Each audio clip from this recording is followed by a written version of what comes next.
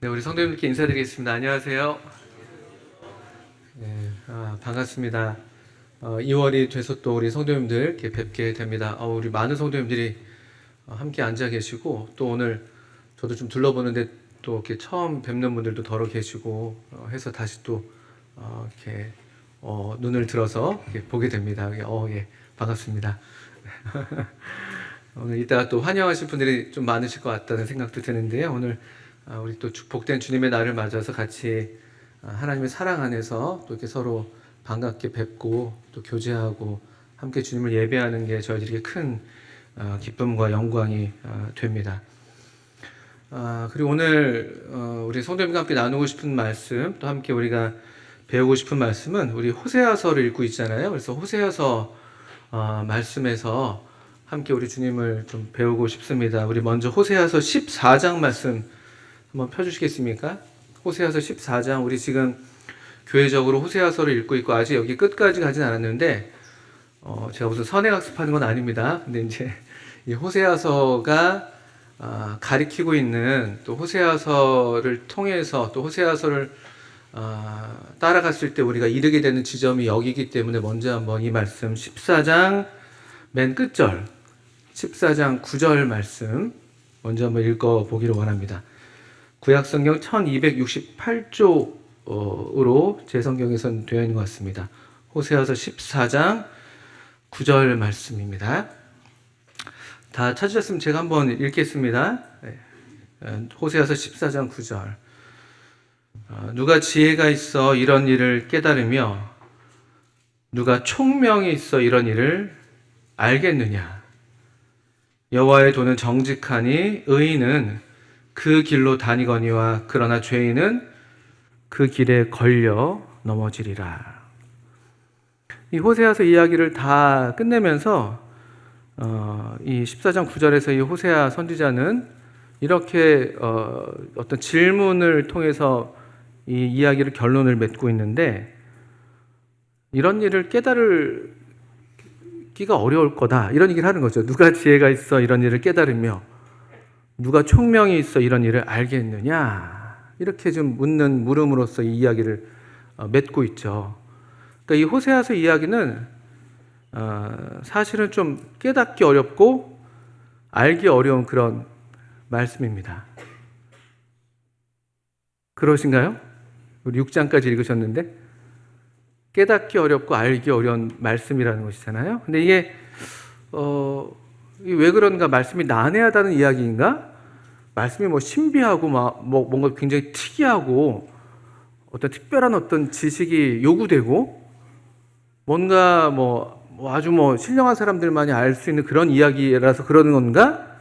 이렇게 되물을 수가 있는데 사실은 꼭 그렇지만은 않은 것이죠. 우리가 읽어오고 계시는데 이게 그렇게 이해하기 그렇게 어려운 이야기는 아닌데, 등장인물 호세아, 고멜 나쁜 여자구나 이렇게 우리가 이해할 수 있습니다.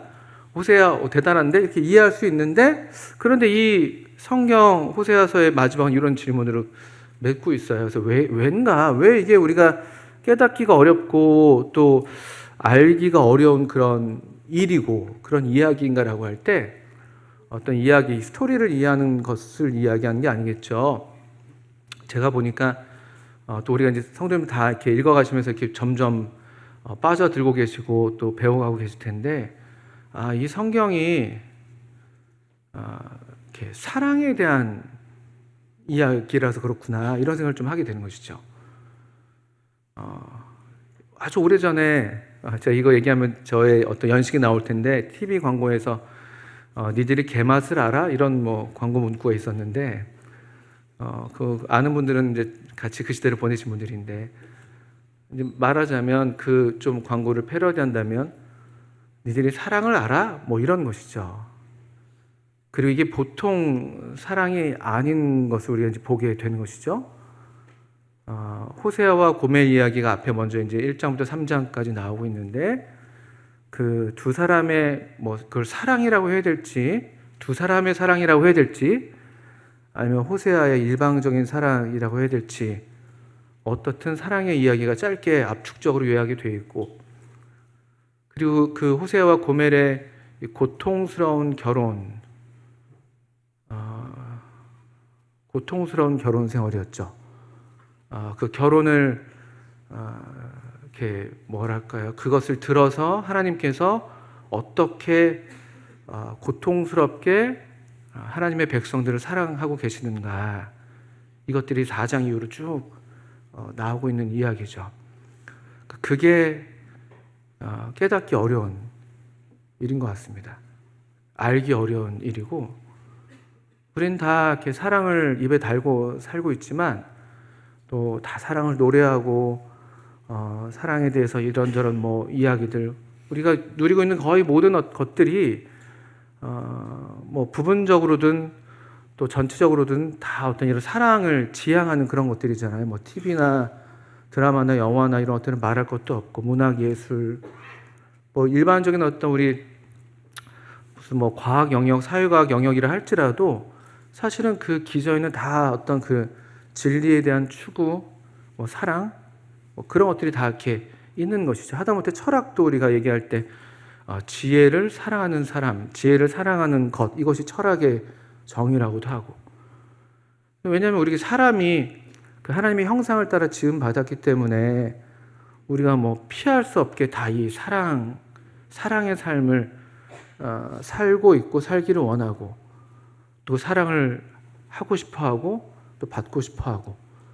근데 그게 참 이게 마음대로 되지 않는 게 또 그것이고, 또 그래서 이제 문제가 생기는 것도 그 이유 때문이고, 또 그런 중에도 우리 인간적인 사랑의 수준에서도 우리가 참 알 수가 없고 뭐 이해할 수 없는, 뭐 어떤 학자들은 뭐 사랑의 기술 뭐 이런 제목으로 막 책을 써서 아주 고상하게 또 그럴듯하게 또 우리가 또 도움될 만한 그런 이야기들을 하고 있긴 합니다만, 우리가 다 알 수가 없죠. 하물며 인간의 사랑도 우리가 그 헤아릴 수가 없는데, 이 호세아서는 사실은 이 사랑의 근원이시고 우리가 이 사랑의 존재로 지음 받았는데 그 바로 그 본체이신 하나님의 사랑의 이야기이기 때문에 그렇다고 생각이 듭니다.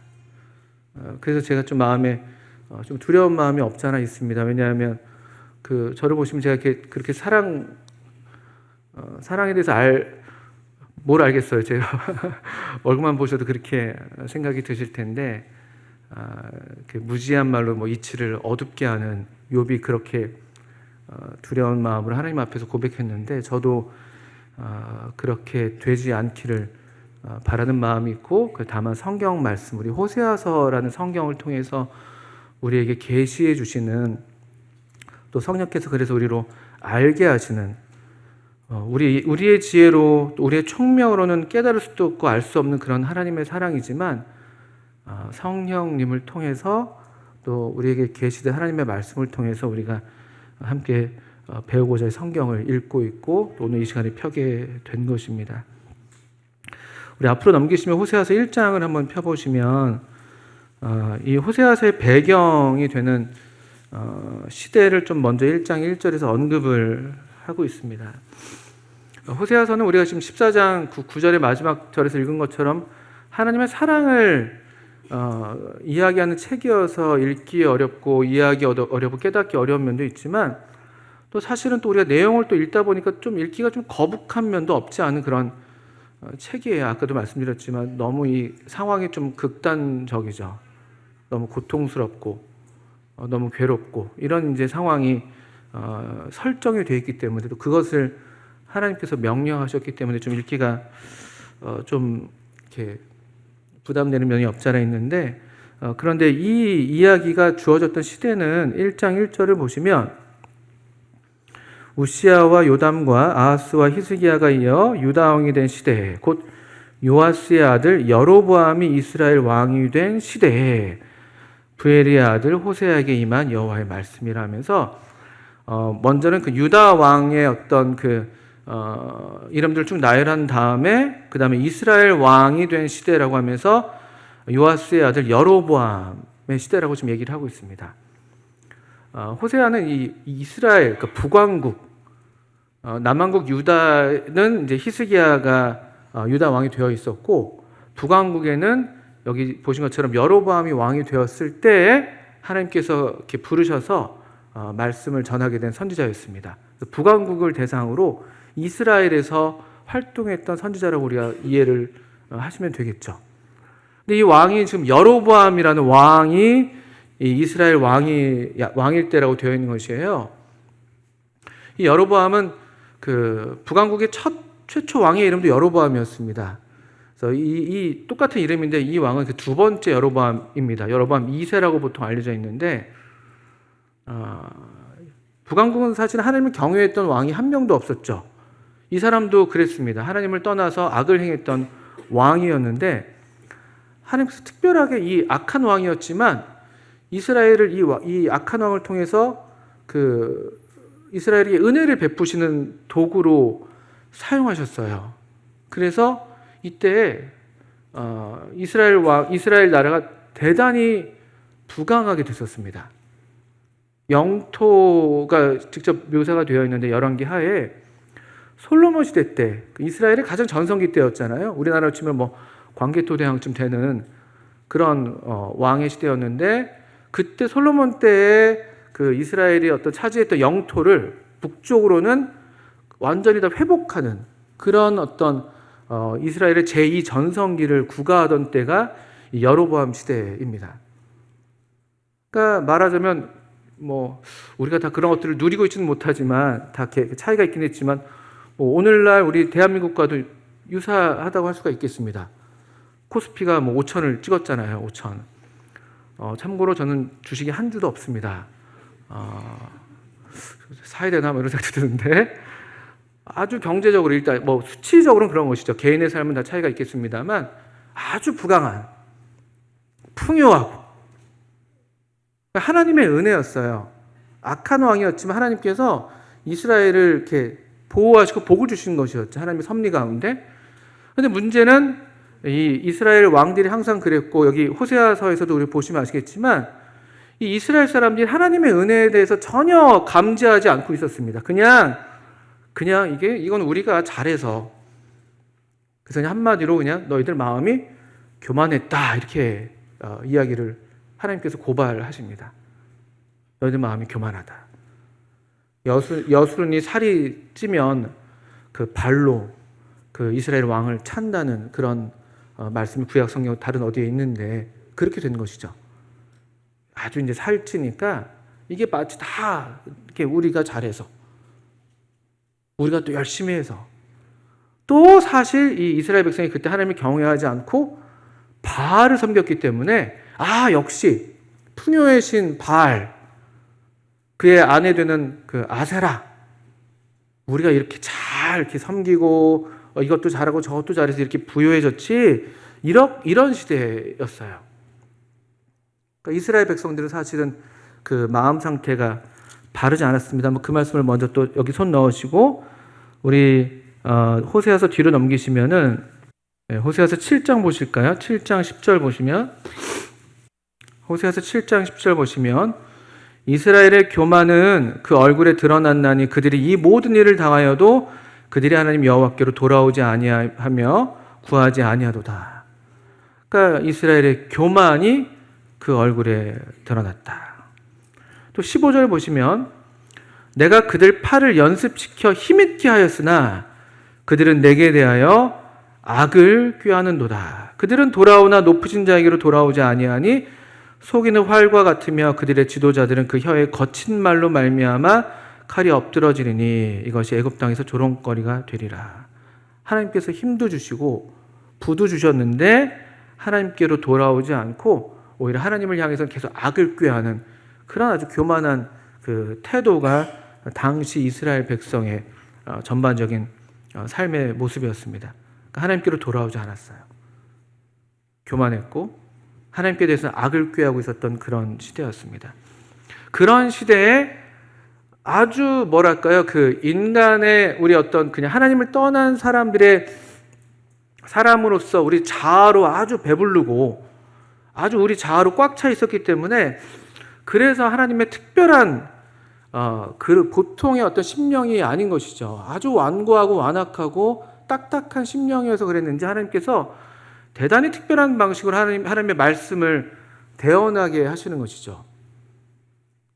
아주 기이하고 좀 뭐랄까 받기 어려운, 이해하기 어려운 그런 부르심으로 호세아를 부르시는 장면을 우리가 1장에서 보실 수가 있습니다. 한번 돌아보시면 1장 2절 보시면 아주 기이하고 극단적이고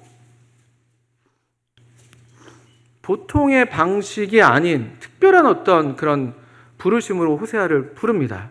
이게 그런 이유가 되는 것이, 왜냐하면 워낙에 그 시대가 이렇게 딱딱하고 완고했기 때문에 우리 연장을 쓸 때 웬만한 연장 갖고는 안 될 때는 좀 특별 연장을 사용하잖아요. 그런 것과 같습니다. 1장 2절 보시면 여호와께서 처음 호세아에게 말씀하실 때 여호와께서 호세아에게 이르시되 너는 가서 음란한 여자를 맞이하여 음란한 자식들을 낳으라. 이 나라가 여호와를 떠나 크게 음란함이니라 하시니. 이에 그가 가서 디블라임의 딸 고멜을 맞이하였더니 고멜이 임신하여 아들을 낳으매. 하나님께서 결혼을 이제 하나님의 사람 호세아에게 결혼을 이렇게 허락하십니다. 우리 결혼은 다 우리가 보통 복되고 가장 우리 인생에서 그래도 결혼식만큼은 최고의 순간으로 우리가 기억하고 싶은 그런 어떤 우리 인간의 가장 큰 일 중에 하나잖아요. 호세아라고 안 그랬을까요? 여기 또 뒤에 후반부에 보시면 우리 야곱 이야기를 하면서 아내를 얻기 위해서 야곱이 얼마나 수고하고 양을 치고 했는데, 그런데 이 벼랑과 이런 명령, 이런 인도하심을 허락하셨어요. 너 가서 결혼해. 그런데 음란한 여자를 맞이해서 결혼해라. 제가 만약에 누군가한테 이렇게 중매를 한다면 뭐 뺨만 맞아서 끝나겠습니까? 그런 말씀을 좀 하나님 하시죠. 음란한 여자를 찾아가서 음란한 여자를 맞아서 결혼해. 그리고 음란한 자식들을 낳아라. 아주 기괴한, 이게 사실 아주 기괴한 명령입니다. 이해하기 어려운 것이죠, 이것도요. 호세아에게 이렇게 명령하셔야만 했습니다. 왜냐하면 하나님의 선지자로서 하나님의 말씀을 대언하는 입장에서 호세아가 그 하나님의 마음을 이스라엘 백성을 향해서 애통해하는, 우리가 이해할 수 없는 그 하나님의 사랑하시기 때문에 아파하시는 그 마음을 호세아가 어느 정도는 알아야 했던 것이죠. 그렇지 않고서는 이 완고한 이스라엘 백성에게 이 하나님 말씀이 가닿기가 어려워서 그랬을까요? 하나님의 이 마음과 입장과 가장 가까운 방식으로 호세아가 삶을 살도록 그렇게 좀 호세아를 인도하셨어요. 이게 얼마나 어떻게 보면 얼마나 가혹한 일인가요? 이러면서까지 하나님의 일을 해야 되는 게 맞는 건지도 회의할 수도 있고, 이런 말씀을 꼭 전해야만 하는 것인지도. 근데 호세아가 그렇게 합니다. 3절 우리가 읽은 것처럼 디블라임의 딸 고멜을 맞이했습니다. 이에 그가 가서, 이렇게 되어 있죠. 여기 고멜은 아마 그래서 음란한 여자들이 많았던 것으로 우리가 보통 그 시대를 이해합니다. 그 바알 신전에서 그 일종의 종교 의식으로서 아주 음란한 그런 난교를 이렇게, 이게 하나의 종교 의식이었죠. 바알 숭배. 그 일에 종사하는 신전 창기라고 해야 될까요? 참 부담스럽잖아요. 어쨌든 그런 종류의 여성들이 많았습니다. 근데 그 여성들도 꼭 그걸 막 원해서 종교심이 투철해서 그렇게 된 경우도 있겠습니다만, 또 어떤 경우는 보통 그냥 거기 가면 이렇게 좀 뭐랄까요, 먹고 사는 문제는 해결되니까 신전 봉사를 하면서 거기에 받쳐진 음식들로 얼마든지 생계를 할 수가 있으니까, 그래서 또 거기 많이들 이런 음란한 여성들이 많았다고 해요. 남자도 많았고. 그리고 그런 어떤 종교를 통해서 자신의 의식주를 해결하는 그런 어떤 방식, 그런 어떤 생각들이 이스라엘 제사장들에게도 그게 스며든 것도 우리가 뒤에 보면 볼 수가 있어요. 이스라엘 제사장들도 백성들의 속죄제로 먹고 사니까. 그러니까 마음이 온통 백성들의 죄에 가 있는 거예요. 그게 무슨 말이냐 보면 그 말씀이 좀 설명을 드리게 됐으니까 호세아서 4장에 보시면 이런 말씀이 있었죠. 4장 8절 보시면 제사장들도 다 똑같이 범죄했다 이렇게 지금 심판 고발하시면서 4장 8절 그들이 이제 제사장들인데 내 백성의 속죄 제물을 먹고 그 마음을 그들의 죄악에 두는도다 이렇게 되어 있습니다. 그 마음을 죄악에 둔다는 말씀이 무엇이냐면은 그러니까 이 백성들이 죄 뭐 지었을까? 이게 어떤 백성들의 영적인 안위를 걱정해서 하는 그런 마음이 아니라 이 백성들이 죄를 지어서 그 속죄하려고 나한테 와서 속죄제를 드리고 거기서 나오는 어떤 또 그 부산물로 내가 또 생계를 하고 이런 수준으로 지금 아주 그 가장 신령한 어떤 그 이스라엘의 영적인 상태를 책임지고 이스라엘 백성들을 인도해야 될 제사장마저도 그렇게 좀 타락했다는 고발의 내용이 바로 이 4장 8절입니다. 고멜도 그런 정신의 소유자였던 것이죠. 그러니까 그들에게는 사실은 이스라엘 제사장이나 이 바알 신전의 이런 어떤 종교 신전 창기나 섬기는 대상이 다르게 보일 뿐이지 그 정신과 내면이 거의 좀 똑같은 상태였던 거예요. 겉으로는 아주 부강했으나 아주 부유했지만 그러나 속으로는 정말 하나님께서 견디기가 어려운 보통의 백성들도 아닌 제사장들마저도 그렇게 타락해 있는 그런 상태를 보여주는 내용이 되는 것이죠. 고멜은 근데 그 중에서도 아마 가장 음란하기로 유명했던 것 같아요. 우리가 다 알 수는 없습니다만 1장 3절을 보시면 이에 가서 이렇게 되어 있잖아요. 하나님의 말씀을 따라서 그냥 따라갔을 때 그가 쉽게 만나게 됐던 또는 물어볼 수도 있겠죠. 여기서 누가 음란한 여자입니까? 어쩌면 사람들이 다 저 고멜을 가리켰을지도 몰라요. 가장 음란하기로 소문났음직한 그런 종류의 삶이었던 것 같아요. 왜냐하면 또 우리가 또 보게 되면 2장, 3장에 보게 되니까 고멜이 보통 우리가 이제 신전 창기라든지 또 우리 좀 이렇게 부담스럽네요. 이거 참 저도 이런 얘기하는 게 이런 분들이 보통 그냥 누가 찾아오면 돈 받고 이렇게 이런 어떤 보통 성매매가 그렇게 되잖아요.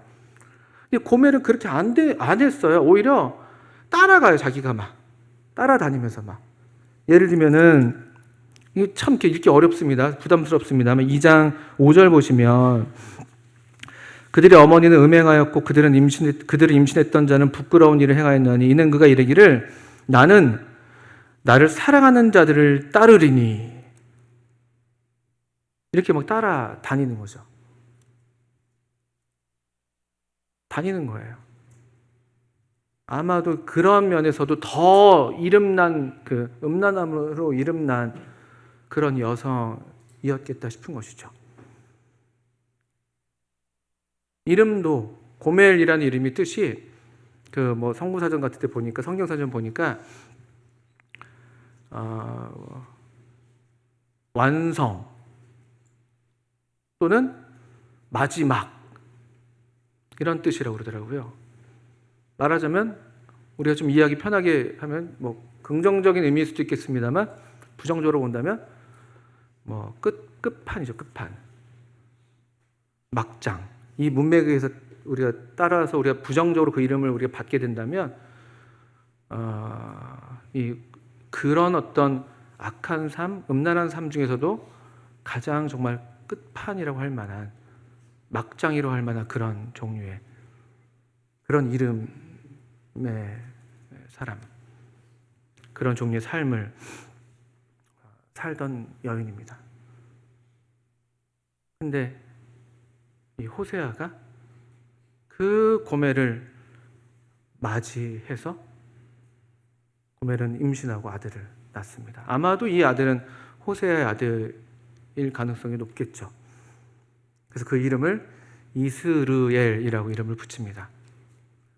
하나님께서 뿌리신다, 하나님 씨를 뿌리신다 할 때 그 뿌리신다라는 뜻을 갖고 있는 이름입니다. 그리고 실제로 지명이 있었죠. 이스르엘이라는 곳이 있었습니다. 아합 왕이 이스라엘의 포도원, 나봇의 포도원을 탐내서 거기에서 그 나봇의 포도원을 강탈했던. 그래서 결국 아합과 이세벨이 이 사건으로, 그 전에도 물론 하나님을 아주 떠났던 그런 악한 왕이었습니다만, 이 사건으로 인해서 더 이스라엘에서 이제 그 피가 이렇게 신원되는, 보복을 당하게 되는 그런 심판이 있었던 곳이 또 이스라엘이기도 합니다. 이런 이제 이 설명을 좀 자세하게 좀 드렸습니다만, 생각하게 되는 것이죠. 얼마나 이게 참 기이한 명령인가. 또 좀 보셔야 됩니다. 고멜의 이야기는 3장까지 이어집니다. 1장부터 3장까지가 호세아와 고멜의 이 고통스러운 결혼 이야기예요. 3장 1절을 보시면, 여호와께서 내게 이르시되 이스라엘 자손이 다른 신을 섬기고 건포도 과자를 즐길지라도 여호와가 그들을 사랑하나니 너는 또 가서 타인의 사랑을 받아 음녀가 된 그 여자를 사랑하라 하시기로. 또 가서. 그럼 이게 무슨 말이겠습니까? 지금 1장에서 먼저 제일 처음 하나님 말씀을 받아서 이 호세아가 고멜을 취해서 결혼을 했습니다. 근데 지금 보니까 고멜이 어떻게 되어 있는 상황인 것 같으세요? 호세아에게 어떻게 지금 명령이 주어져 있었죠? 너는 또 가서. 고멜은 뭐 어떻게 되는 거죠? 딴 데 또 가 있는 거예요. 그 따라다니던 그 습성을 따라서 자기가 분명히 결혼을 해서 한 남자의 아내가 되었음에도 딴 길로 또 가 있는 거예요. 우리 아까 2장에서 읽었던 것처럼 자기를 사랑한다고 하는 사람들을 따라서 내게 뭔가 더 만족을 줄 것 같은 무언가 그런 거짓된 약속들을 따라서 여기저기 막 헤매고 떠나 있는 것이죠.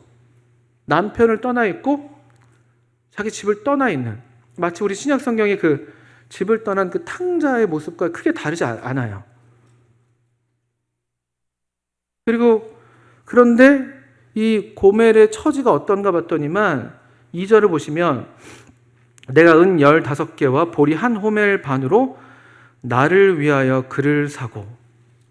보세요. 호세아가 고멜을 어떻게 했습니까? 그냥 데려온 게 아니잖아요. 어떻게 되어 있습니까? 값을 지불했습니다. 그를 샀다고 되어 있습니다. 은 15개와 보리 한 호멜 반. 여러분, 은 15개? 은에 대해서 우리가 알고 있는 또 수량이 있지 않습니까? 은 몇 개가 여러분 우리가 알고 있는 수량입니까? 유명한 수량은 은 30. 어떻게 이렇게 잘 아십니까? 맞습니다. 예수님이 은 30에 팔리셨죠? 은 30은 그 구약 성경의 이스라엘 율법을 보니까 한 그 노예 한 명에 사고 파는 값이죠. 예수님이 되게 헐값에 사실은 좀 이게 말씀이 좀 그렇습니다. 참 그것마저도 너무 참 헐값에 팔리셨죠, 우리 예수님이요. 그런데 여기 보면 고멜은 은 30도 못 돼요. 은 15개예요. 한 호멜 반 보리. 이건 뭐 그냥 곡식의 그 동물들이 먹는 그냥 곡식 수준 정도라고 얘기하더라고요. 이게 어떤 그림인지 아시겠습니까? 그가 사랑하는 자들을 따라서 여기저기 다녔는데 그의 삶이 얼마나 비참한가를 보여주는 거예요.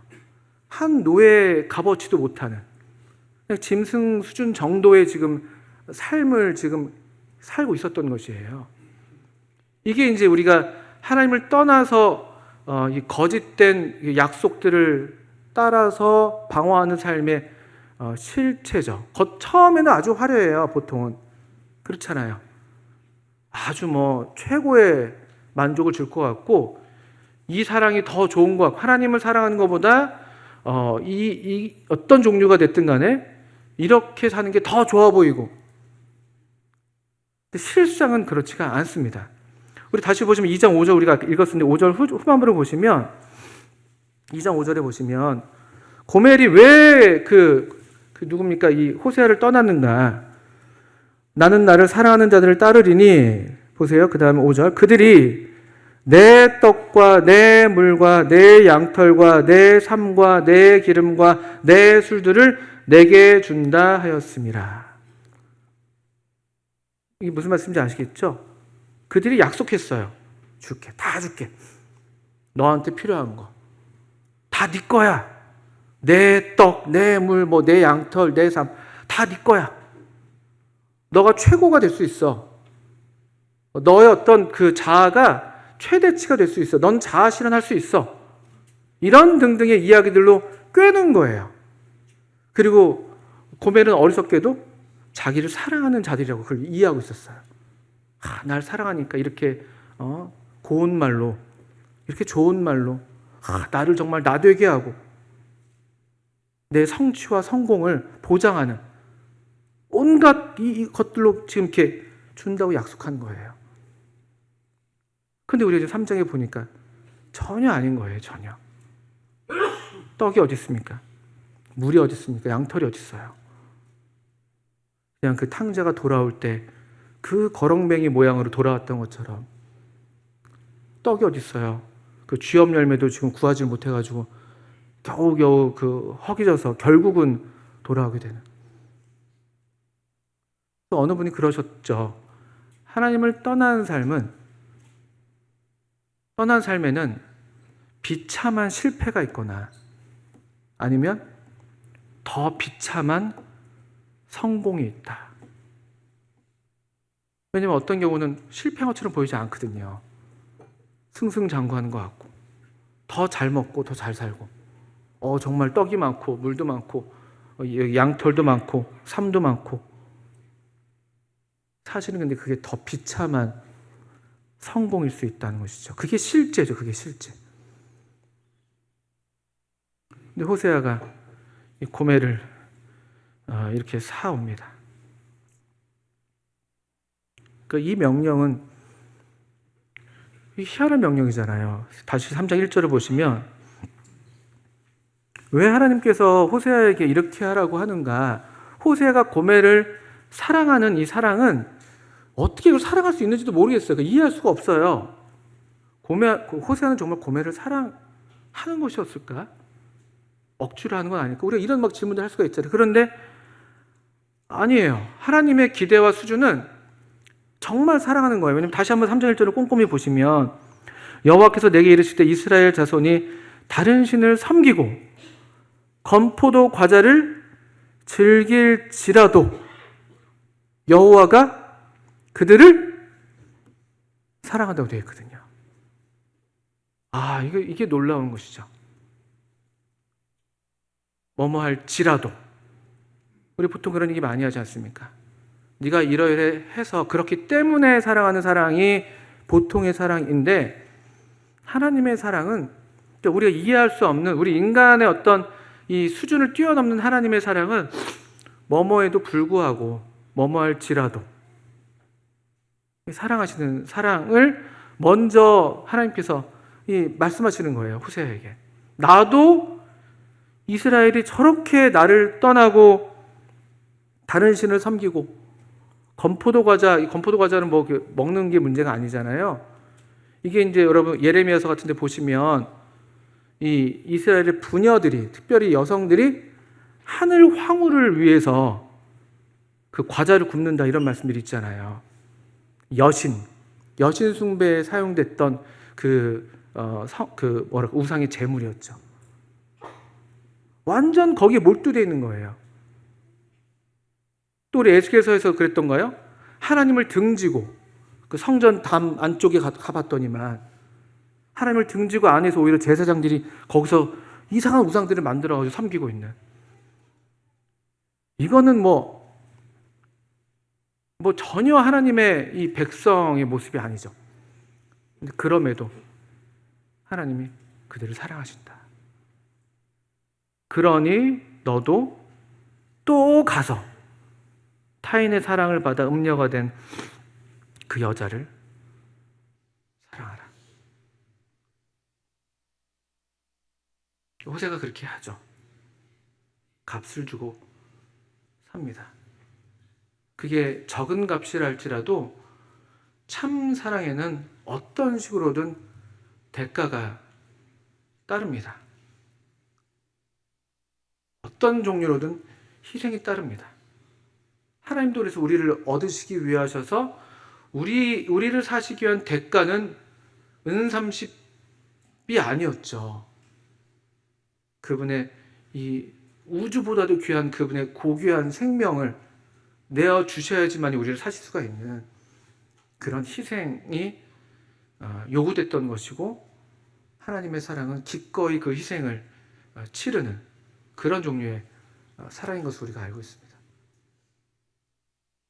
근데 우리도 마찬가지예요. 우리도 어떤 종류로든 어떤 식으로든 누군가를 사랑하고 누군가를 뭐 이렇게 용서하고 사랑하려면은 반드시 대가가 따르고 희생이 따르는 법입니다. 보통은 그게 뭐가 됐든 그 대가와 희생을 치르지 않기 때문에 우리의 사랑이 결렬되고 용서가 일어나지 않고 그렇습니다. 내 자존심을 내려놓는 대가일 수도 있겠고, 내가 먼저 미안하다는 말을 하는 것일 수도 있겠고, 아니면 실제로 정말 이 호세아가 겪었음직한, 하나님이 겪었음직한 그런 그 가슴을 찌르는 그런 고통을 감수해야 하는 그런 종류의 희생일 수도 있고. 3절을 보면 이 참 호세아가 참 그렇습니다. 고멜한테 가서 그에게 이르기를 너는 많은 날 동안 나와 함께 지내고 음행하지 말며 다른 남자를 따르지 말라. 나도 너에게 그리하리라 하였노라. 이런 상황에서 이렇게 할 수가 있는 건지 잘 모르겠습니다만, 근데 어쨌든 어떤 과정이 그 앞에 있었을 수도 있겠습니다만, 기록된 성경 말씀에서는 이 호세아가 얼마나 고멜을 지금 타이르고 있는지, 얼마나 호소하고 있는지. 사랑은 그런 것이잖아요. 사랑은 강요할 수가 없는 것 같아요. 강제로 뭐 얻어낼 수 있는 게 아니잖아요. 얼마면 돼 해서 이렇게 살 수 있는 게 아니잖아요. 사실 사랑이. 오직 내 진실한 사랑을 갖고 내가 아픔과 상처를 하겠다는 그런 진실한 사랑으로서 호소하는 것 말고는 이 사랑이 가닿는 다른 길은 없는 것 같아요. 그 모양은 좀 다를 수 있어도 어떤 때는 그게 막 정말 지지고 볶고 소리를 질러댈 수도 있고, 또 그러다가도 이렇게 또 진심 어린 호소가 될 수도 있고 그렇잖아요. 우리가 그렇게 사랑해 왔지 않습니까? 부모님도 자녀들에게 얼마나 소리를 지를 때가 많습니까? 그게 뭐 꼭 미워서 그렇습니까? 그러다가 또 막 혼내다가도 또 결국은 또 부드럽게 타이르게 되고 어루만지게 되고. 2장 14절도 그래요. 2장 14절도 보시면 2장 14절 보시면 이것은 하나님께서 이스라엘 백성을 이렇게 다루시는 그런 말씀인데, 2장 14절 이후에 그러므로 보라 내가 그를 타일러 거친 들로 데리고 가서 말로 위로하고, 그래서 타일러 위로하고, 15절 거기서 비로소 그의 포도원을 그에게 주고 아골 골짜기로 소망의 문을 삼아주리니. 심판을 뒤로 하고, 이건 장래의 어떤 회복, 이스라엘의 회복에 대한 예언의 말씀이기도 하겠습니다만, 약속의 말씀이겠습니다만, 이 심판을 이제 다 지나고 다시 그에게 소망의 문을 열어주는. 또 16절 여호와께서 이르시되 그날에, 장래의 날이 되겠습니다만, 네가 나를 내 남편이라 일컫고 다시는 내 바알이라 일컫지 아니하리라.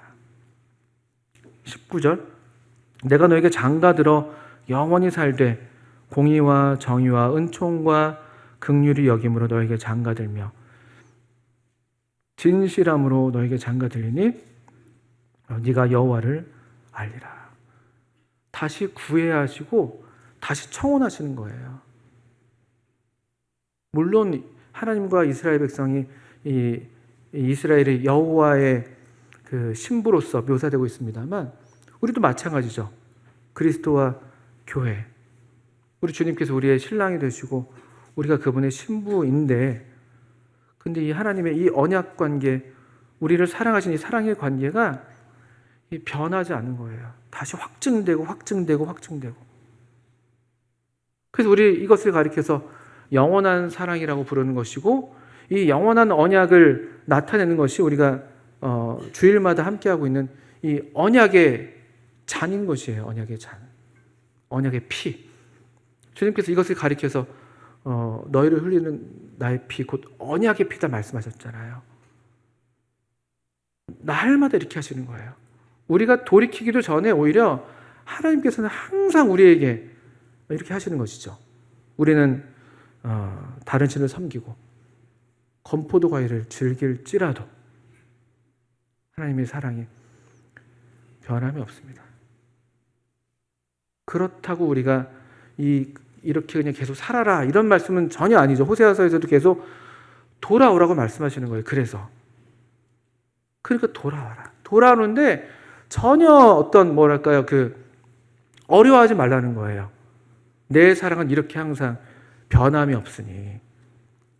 근데 돌아온다고 할 때 우리가 항상 속는 게 뭐냐면요, 우리는 우리의 반역을 고치고 내가 나를 고치고 돌아와야 된다고 생각하는 거예요.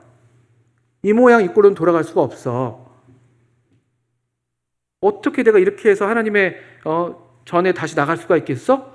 내가 좀 개선도 해보고 내 문제가 좀 해결도 되고 내 가정사가 좀 어떻게 좀 되고 내 개인사가 어떻게 되고 그런 다음에 내가 하나님께 돌아올 수 있지라고 생각하는데 전혀 그렇지 않다는 거예요. 우리 아까 3장을 보셨잖아요. 다른 신을 섬길지라도 건포도 과자를 즐길지라도 내가 그들을 사랑한다. 또 보세요. 우리 뒤에 잠깐 넘기시면은 우리가 이제 그 돌이키라는 말씀들을 우리 오늘 주보에서도 그런 말씀들이 있었는데 14장 보시면 14장 4절 보십시오.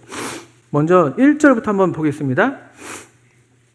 14장 1절부터 이스라엘아 내 하나님 여호와께로 돌아오라. 네가 불의함으로 말미암아 엎드려졌느니라. 너는 말씀을 가지고 여호와께로 돌아와서 아뢰기를 모든 불의를 제거하시고 선한 바를 받으소서. 우리가 숫송아지를 대신하여 입술의 열매를 주께 드리리이다. 여기 말씀을 가지고 돌아오라는 말씀은 이야기는 우리 뒤에 나오는 입술의 열매, 그렇게 고백하라는 거예요. 그 탕자가 돌아올 때 내가 하늘과 아버지께 죄를 지었사오니 지금부터 뭐 아버지의 품꾼이라 일컬음을 감당치 못하겠습니다라는 말을 준비해 오잖아요. 그게 그 말을 준비하라는 말보다는 그 마음, 나는 정말 아무것도 아닙니다. 하나님, 제가 하나님 떠나 있었습니다.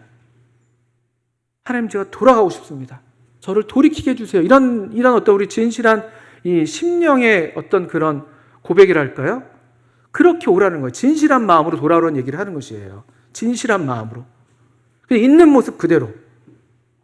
이거 대단히 중요합니다. 오늘날 많은 종교들이 있는 모습 그대로를 요구하지 않아요. 다 그럴듯한 모습으로 이것도 하고 저것도 하고 저것도 하고 이것도 해야지만이 뭔가 될 거라고 얘기한단 말이에요. 근데 그렇지 않아요. 우리 하나님은 그런 분이 아니세요. 그냥 있는 모습 그대로 진실한 마음으로 오라는 거예요.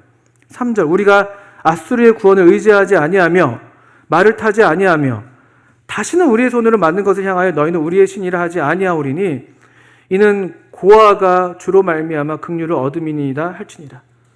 나 고아라는 거예요. 나 도울 사람 아무도 없고 내가 누구에게 도움을 요청할 수도 없고 하나님, 저는 고아와도 같습니다. 저는 아버지의 아들이라 일컬음을 받을 수가 없습니다. 저를 불쌍히 여겨주세요. 그 입술의 열매예요. 돌아오라는 거예요. 그러면 4절에 이 말씀 참 좋은 말씀입니다. 내가 그들의 반역을 고치고. 하나님이 고치세요. 하나님이. 돌아오면 하나님이 고치세요. 그리고 하나님은 원래도 사랑하고 계셨잖아요. 4절 후반부에 보시면 기쁘게 그들을 사랑하리니. 얼마나 기다리고 계셨던 거예요. 원래도 사랑하셨는데. 그 마리아와 마르다와 나사로를 본래 사랑하였더니 이렇게 되어 있잖아요. 우리 요한복음 11장 우리말 성경이에요. 본래도 사랑하셨는데 한 번도 이 사랑이 떠난 적이 없는데 이 사랑하기만을 지금 기다리고 있는데 마침내 그 사랑하는 자녀가 돌아오니 얼마나 기쁘게 우리를 사랑하신다는 말씀이에요. 이것이 이런 이야기를 통해서 우리가 하나님의 사랑을 조금이나마 엿보고 아는 것이죠. 에베소 3장을 보면은 지식에 넘치는 그리스도의 사랑을, 모든 성도들과 함께 지식에 넘치는 그리스도의 사랑을 알아, 이렇게 되어 있잖아요. 지식에 넘치는 그리스도의 사랑이에요.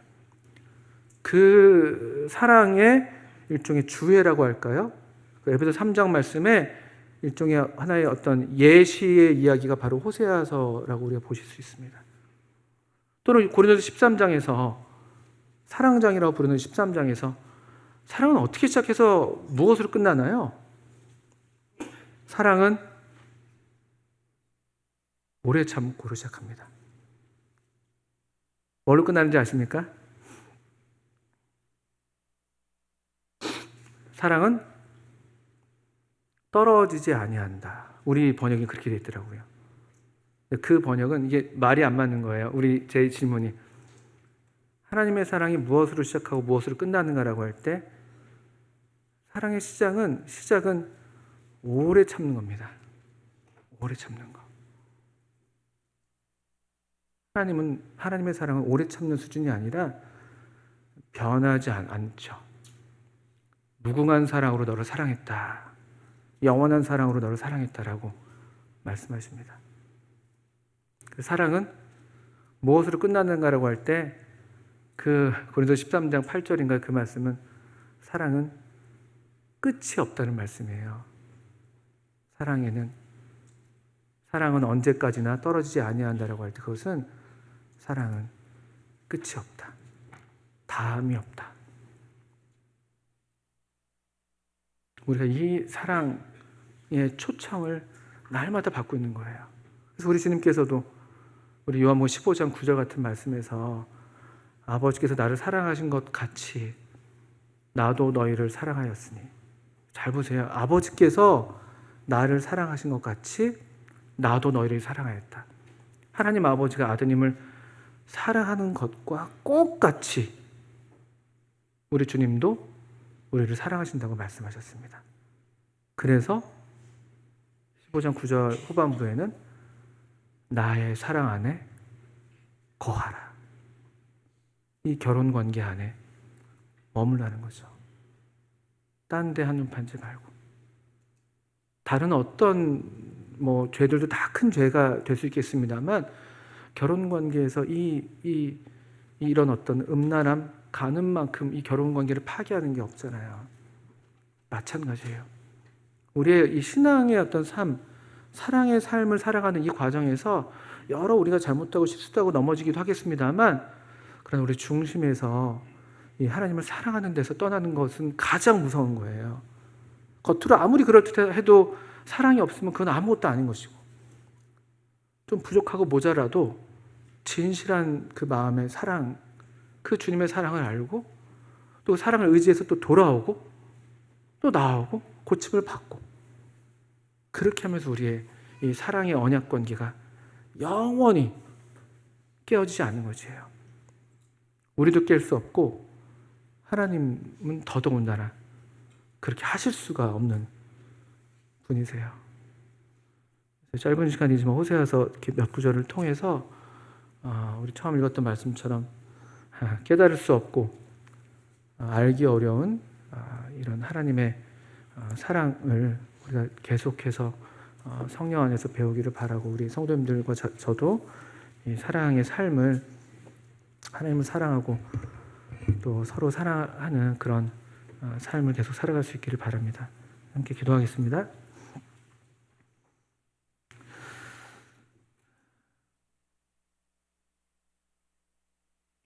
아버지 하나님, 이 호세아서를 통해서 우리로 참 우리의 구원자가 되시는 귀하신 아드님 예수님의 사랑을 보게 해주셔서 감사합니다.